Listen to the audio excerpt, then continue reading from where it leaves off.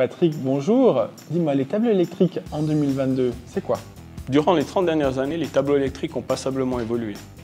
Avant, ils étaient équipés de coupe-circuits rudimentaires, de barres de cuivre, de fusibles et de quelques disjoncteurs. En 2022, c'est la digitalisation, ou plutôt l'informatisation, qui est omniprésente au sein des tableaux électriques principaux. On ose même dire qu'ils sont intelligents, car ils sont équipés d'appareils permettant la remontée d'informations cruciales et en temps réel, telles que les consommations d'énergie.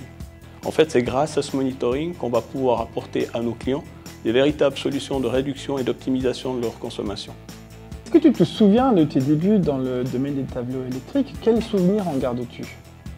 J'en ai des très bons. Particulièrement, ce que j'avais apprécié, c'était l'esprit d'équipe. Parce que quand tu es dans la construction d'un tableau général de basse tension, constitué de plusieurs dizaines de cellules avec des centaines d'équipements, tu as besoin des autres et de leurs compétences.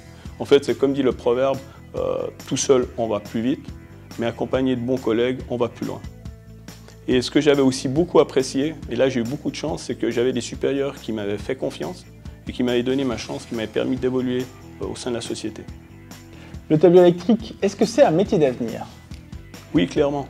Déjà, la profession, elle est très variée, parce qu'il y a une partie manuelle très importante lors de la construction des ossatures, le façonnage du cuivre ou la mise en place des appareils, et une partie un peu plus cérébrale qui doit être utilisée lors de la lecture de schémas afin de réaliser sans erreur la partie câblage ou raccordement. En plus, les tableaux électriques évoluent avec leur temps, c'est-à-dire ce sont les équipements qui vont garantir une continuité d'exploitation et qui vont permettre une consommation, on va dire, optimisée et efficiente des énergies.